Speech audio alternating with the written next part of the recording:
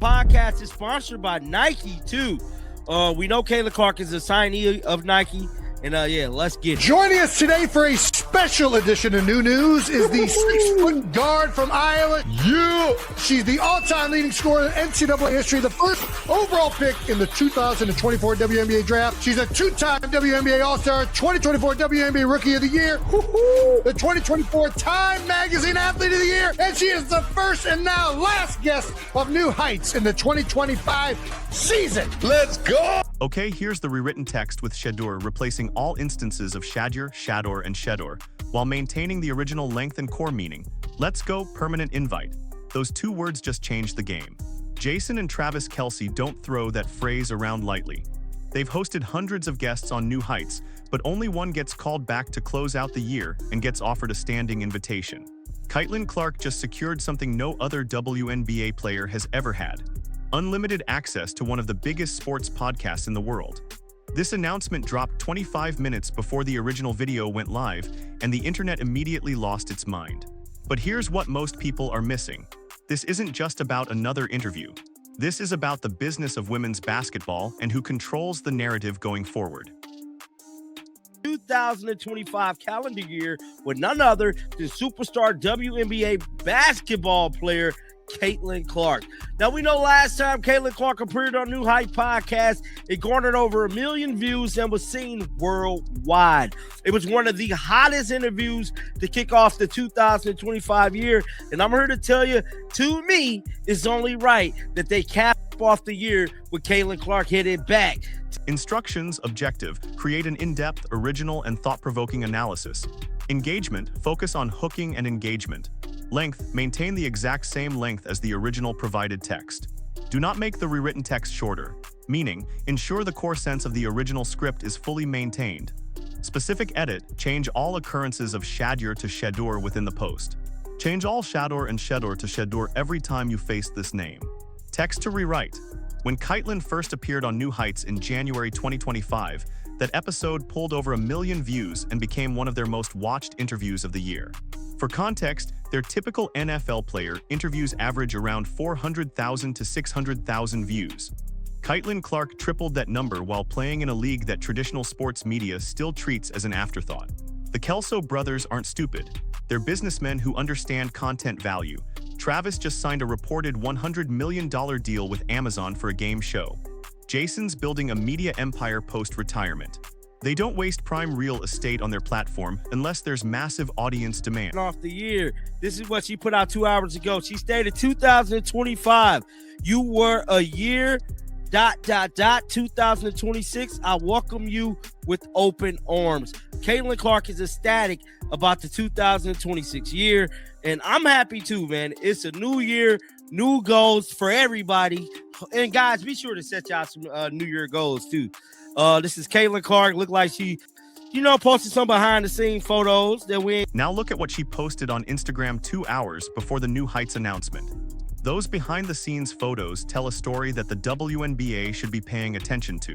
She's standing next to Steph Curry at a Warriors game. She's at a wedding with Lexi Hall. She's doing the David Letterman show. She's everywhere except where the league's marketing department wants her to be. Here's the uncomfortable truth. Caitlin Clark is building her brand independently of the WNBA's infrastructure. She doesn't need their media partnerships or their broadcast deals. She's going directly to the biggest platforms in sports and entertainment. And those platforms are rolling out the red carpet because she delivers. Happy and jacked up there. I don't know who this is. Got to be family or friends or something there. This looked like jersey retirement ceremony there. Kelce Mitchell, this was the last game here. We all remember that. This was probably on their way to a game. This is pretty dope. Because we ain't never seen these pictures. I think that's an Iowa hat. No, this probably from the David Letterman. Now, we all remember she did David Letterman, that show. This is from the Anika Golf Tournament 2025 right here. And I believe that is the last photo that Caitlin Clark. Instructions: objective, create an in-depth, original, and thought-provoking analysis. Engagement: focus on hooking and engagement. Length: maintain the exact same length as the original provided text. Do not make the rewritten text shorter.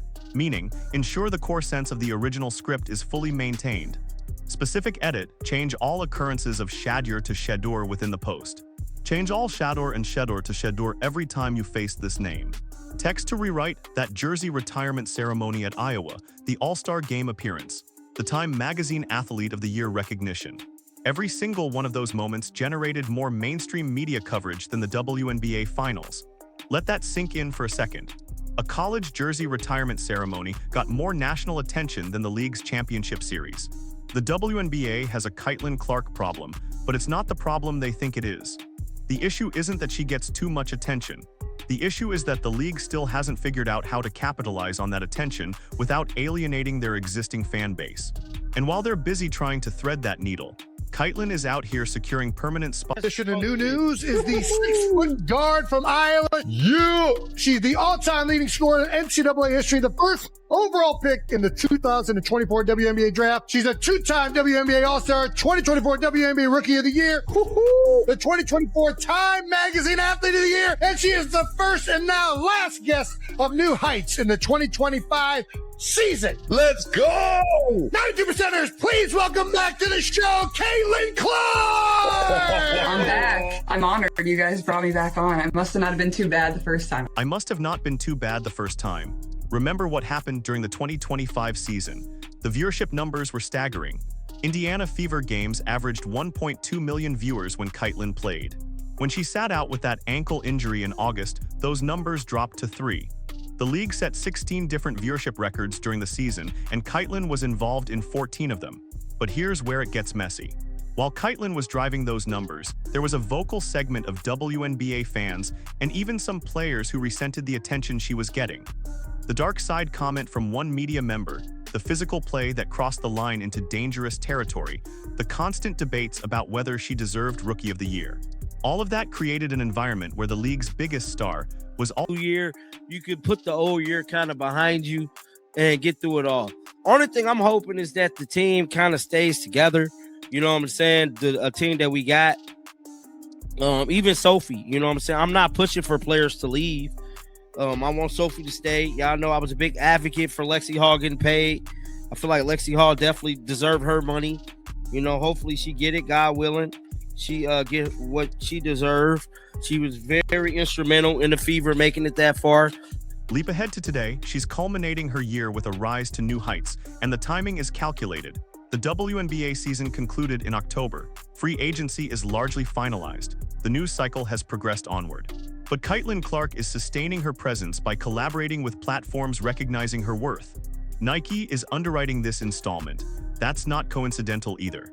Nike inked Caitlin to an 8-year agreement valued at a reported $28 million, the most lucrative shoe agreement in WNBA history.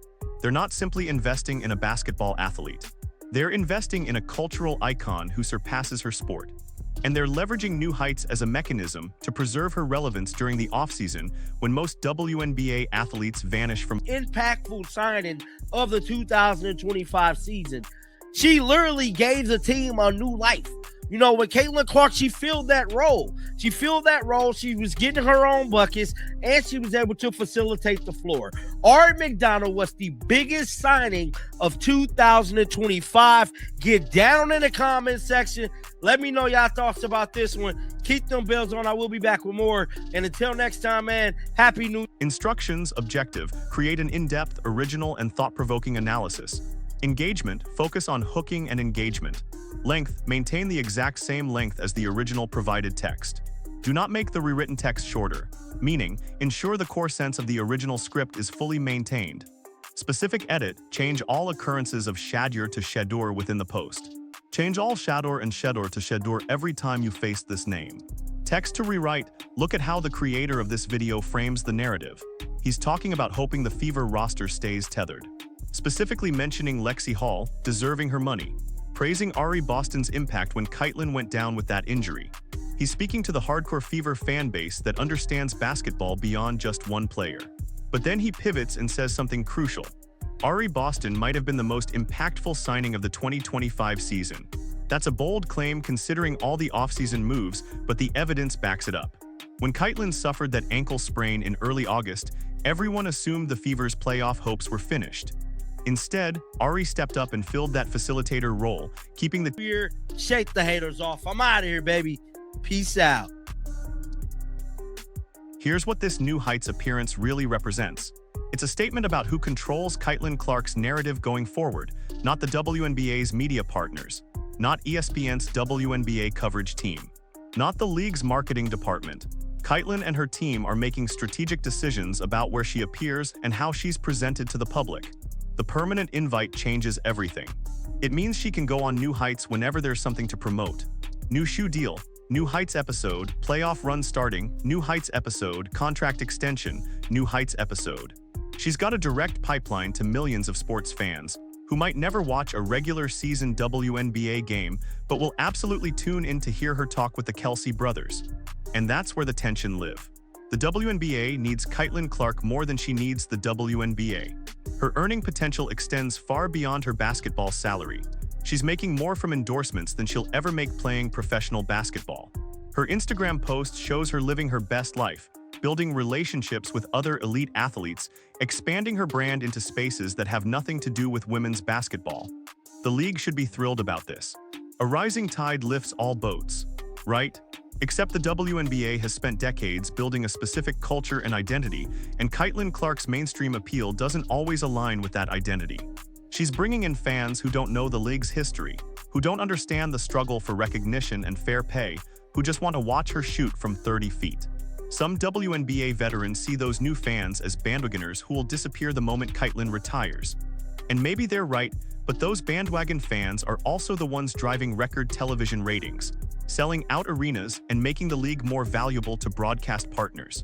That increased value translates to better CBA negotiations, higher salary caps, and improved working conditions for every player in the league. The 2026 season is going to be fascinating. Caitlin's going into her second year with sky-high expectations. The Fever made the playoffs in 2025 but got bounced in the first round. They need to take the next step. And with Kelce Mitchell potentially leaving in free agency, the pressure on Caitlin to carry the offensive load is going to be immense. But she's not going into that season alone. She's got Ari Boston, who proved she can be a legitimate second option. She's hopefully got Lexi Hall back on a fair contract. And she's got a coaching staff that's had a full year to build systems around her unique skill set. The pieces are there for a deep playoff run. More importantly, she's got leverage. The New Heights partnership gives her a platform to speak directly to fans without traditional media filters. If there's controversy during the season, she can address it on her own term. If there's a contract dispute, she can frame the narrative before the league does. That kind of media control is unprecedented for a WNBA player. The permanent invite to New Heights isn't just a cool achievement. It's a power move. It's Caitlin Clark establishing herself as bigger than the league she plays in. And whether that's good or bad for women's basketball depends entirely on whether the WNBA can figure out how to harness that star power without letting it overshadow everything else. So as we head into 2026, the question isn't whether Caitlin Clark will continue to dominate headlines. She will.